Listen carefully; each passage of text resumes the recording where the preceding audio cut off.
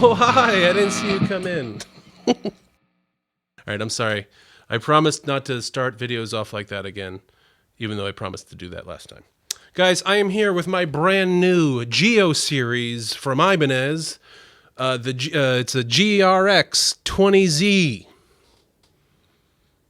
Rolls off the tongue, always, every time. If you're ever curious about what you spent on a guitar, just look at the name.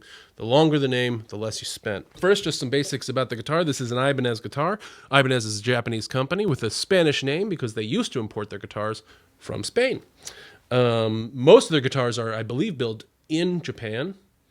This is their affordable line. It is built in China. They are excellently made guitars. Graphite nut here. Ibanez machine heads this has kept the guitar in tune since it got here. The guitar arrived in tune. $149 guitar arrived in tune from China, which was pretty amazing. This is a Fat 6 trem bridge, also obviously made by Ibanez.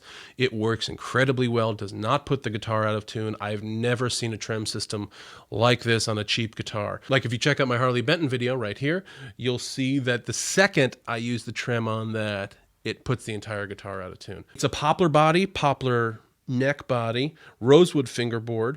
I'm not a huge fan of Poplar, but I don't really care. The finish on the neck is matte and smooth, and it doesn't have there's no shininess at all. Your hand just glides right across there. The neck is a very shallow cut, 19.5 millimeters, 25 and a half inch scale length. Radius is really, really player friendly. Ibanez in general has always been an extraordinarily player friendly company. I know it seems like a weird thing to say. Like, why wouldn't all guitar companies be guitar player friendly? Well, there's different philosophies on how to sell guitars. Ibanez started by just copying Fender and Gibson. This is back in the day. Ibanez has been around since the middle of the 20th century. I mean, they've been doing it. They have a name kind of as old as those other companies, but they've never been able to trade on it. So they've always had to just give their players an endless stream of options. They've worked with players for a long time now, like Tim Henson and Steve Vai and Satriani and a whole list of people that I'm forgetting. They really are the kind of the guitar player's guitar maker. Now, they are generally associated with metal music. I don't find that to be the case. I'm a blues guy, I'm a rock guy.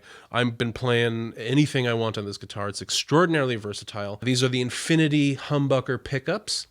They have upgraded the pickups, I believe, on the GIO series now to something called the Quantum pickups, which I think are they're all Ibanez brand copies of the DiMarzio pickups, which are the famous ones on the Gem series. This is a copy of the Gem, which is the Steve Vai designed guitar that they started building in the 80s. The Gem famously has a monkey grip here, which is a hand grip cut into the body. It'll have a single coil here. The body will be ash, I believe. So will the neck. It'll have probably some sort of maple wood finish color top. DiMarzio pickups instead of the Infinities. Although, other than that, the design aesthetic will be identical. Like, all the new guitars I've been getting that are cheap, lower-end guitars have mostly been, except for this guy, who is not ready to jump on stage with yet, but looks so great and was a $200 guitar.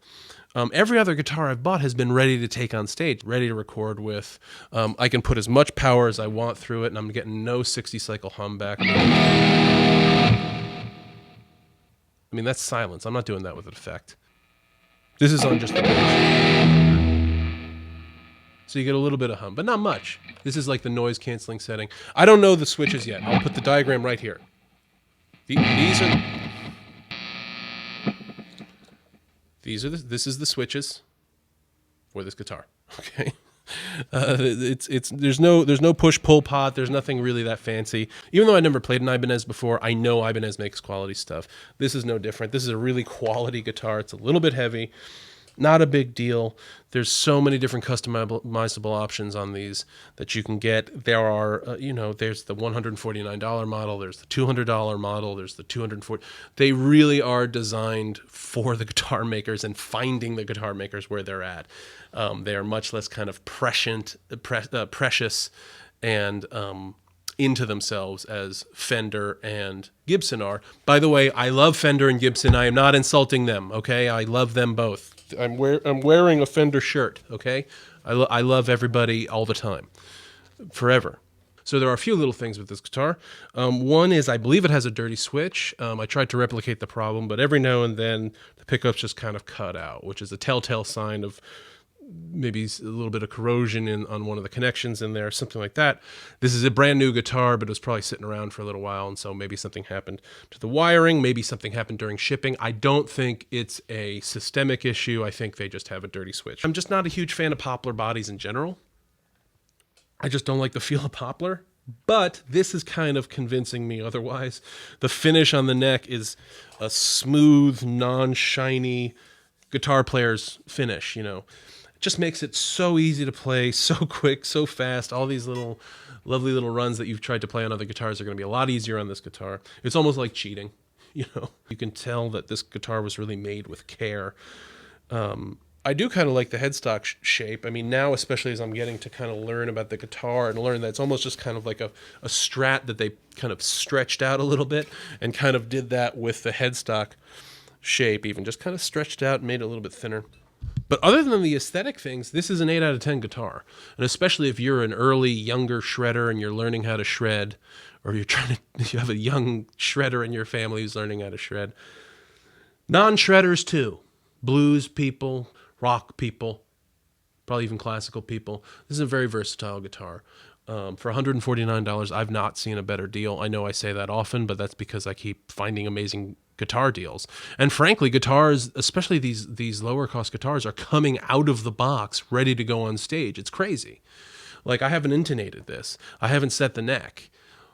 I just picked it up and started playing it. It's not been like that before. That's a new thing to this era of the guitar boom or whatever. So, if you want a cool guitar, you don't want to spend a lot of money, and you want something that's versatile and not going to fall apart and made really, really well, I probably would recommend this. I haven't played a guitar quite like it before. And to all the Ibanez guys out there who are saying, told you so, you told me so. Thank you guys so much for checking out my channel, checking out this video. Like, subscribe, leave a comment. Let me know what you think about Ibanez. If you like the aesthetic, don't like the aesthetic. If you like your Ibanez guitar, don't like your Ibanez guitar. Let me know if you've had an experience with these, if you've had the dirty switch problem yourself or any other issues with the guitars. That'd be very, very helpful. Check out my channel for more reviews, for backing tracks, for originals, for funny things, all things guitar, all things self-taught guitar. Until then, see you next time.